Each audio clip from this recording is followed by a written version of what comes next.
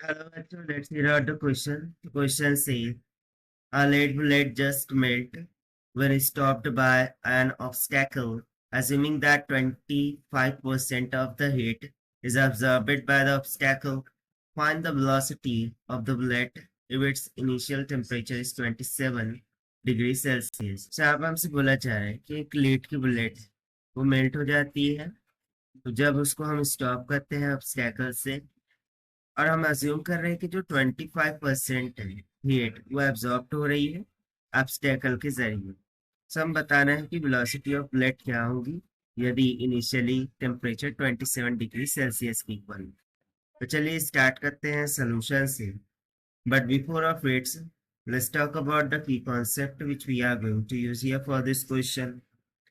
सो सबसे पहले हम यहाँ पर amount of heat amount of heat released और lost और gain उसका फॉर्मूला यूज करेंगे।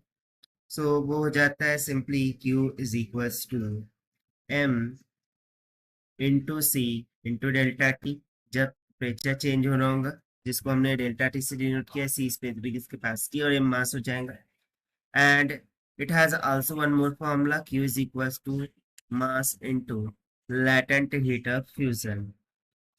सो इन दोनों फॉर्मूलाज का हम यहाँ पर यूज करेंगे। तो इस तरीके से सेकंड फॉर्मूला हो जाएगा the kinetic energy. So kinetic energy का फॉर्मूला क्या होता है, 1/2 mv का स्क्वायर, जहाँ पर v वेलोसिटी को इंडिकेट कर रहा है।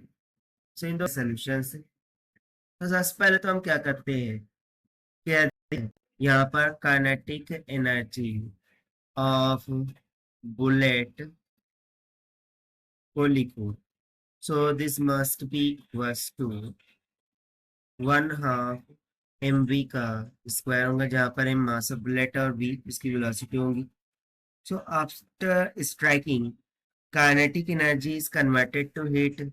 ऑब्वियसली जैसे ही बुलेट ऑब्स्टैकल को टकरा रही है, सो वो हीट में कन्वर्ट हो रही है, यानी कि heat Q equals to the kinetic energy 1/2 mv का square. Now given that 25% heat जो है तो वो एब्सॉर्ब हो रही है, 25% of heat is absorbed by the obstacle. So therefore जो न्यू हीट रहेंगी Q dash, this must be equal to, यानी कि remaining heat it must be 75%, क्योंकि यदि 25% एब्सॉर्ब हो गई है, सो रिमेनिंग कितनी रहेंगी 75%, यानी कि 0.75। और इसको हम मल्टीप्लाई कर देंगे क्यू से, जो कि हमने ऊपर लिख रखा है। This will be used for the bullet 1/2 mv का स्क्वायर। इसको हम मान लेंगे equation number first. So now this q dash will melt the bullet। So for that, how much temperature is changing? So delta T, this will be equals to, so delta T कितना temperature यहाँ पर change हो रहा है। So according to the question, temperature is changing from 327 to 27 degrees Celsius. So it will comes around 300 of degree Celsius, यानी कि 327 इतना temperature required है ताकि बुलेट को हम पिघला सके। और as per the given temperature कितना है 27, इसलिए हमने 327 में 27 को सब तय कर दिया। अब सी स्पेसिफिक हीट है और एल लैटेंट हीट है।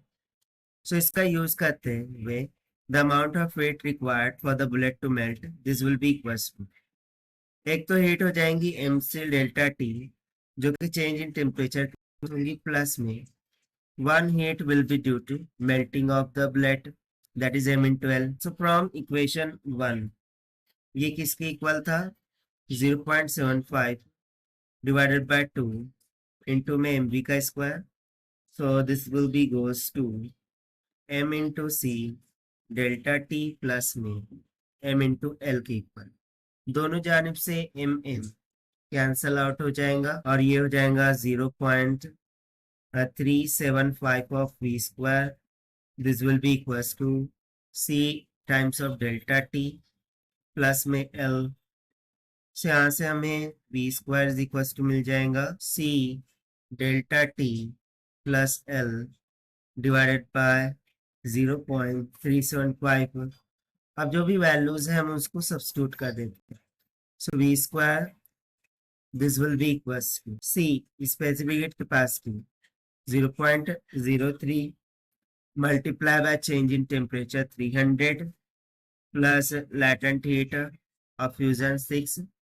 Now here no information is given, but we remember for lead जो specific heat होती है वो 0.03 grams per joule joules per gram sorry joules per kg per degree Celsius होता है, ठीक है। और latent heat 6 joules per kg degree Celsius होता है। सोनी को यहाँ पर हमने सब्स्टिट्यूट किया divided by 0.375. So it will comes around, that is v square will be equals to 16,800. Taking root on both sides, v will be comes out equals to 409.90 meters per second. So देखिए ये इतना हो सकता है, और या फिर आप इसको अप्रोक्सीमेट भी कर सकते हैं अप टू 410 मीटर पर सेकेंड। सो जिस तरीके से ऑप्शन होगा उस तरीके से हम इसको अप्रोक्सीमेट कर लेंगे। So this is going to be the required solution of this question. I hope you understand it well. Best of luck. Thank you.